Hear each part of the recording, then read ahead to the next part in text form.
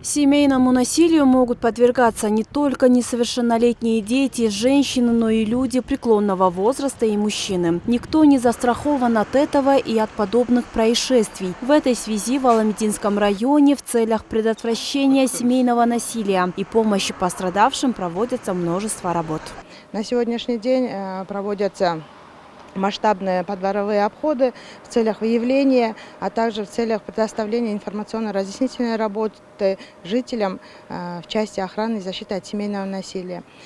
Задача комитета – это предотвращение насилия как над женщинами, так и над несовершеннолетними, пожилыми людьми и недееспособными. В каждом селе вышеотмеченного района были созданы специальные комитеты, состоящие из сотрудников ИДН, членов Совета Аксакалов, представителей МСУ и медицинских работников. Ими проводятся дворовые обходы и вычисляются семьи, которым необходима социальная или какая-нибудь другая помощь. Семьи, нуждающихся в помощи, можно найти путем подворовых обходов. Мы во время подобных мероприятий общаемся с хозяином дома, осматриваем дом, в котором проживает семья. Также во время общения с гражданами можно понять, какие у них могут быть проблемы, так как соцработник уже становится психологом. И вот, тщательно работая с населением, мы определяем семьи в трудных жизненных ситуациях и нуждающихся в помощи детей. В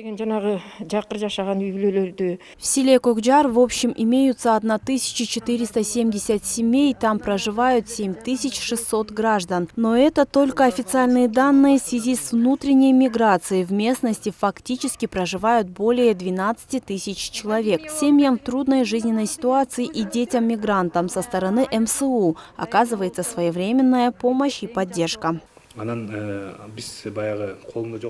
Мы сами тесно работаем с населением, и если имеются семьи, которым нужна помощь, то составляем акт и оказываем необходимую помощь. Также для всех известно, что 2020 год был тяжелым. Многие сидели дома, дети учились онлайн, и тогда по различным причинам происходили плохие события и насилие. Мы, чтобы предотвратить различные происшествия, проводили профилактические работы и обходы с соцработниками. В вышеотмеченном Айлок-Муту из года в год увеличивается количество новостроек, и вместе с ним растет количество квартирантов. По данным специалистов, семейное насилие происходит в основном из-за нехватки средств и социальных проблем в семье. Алтынай Джумалиева, Самат Асамбай, Улу СТВ.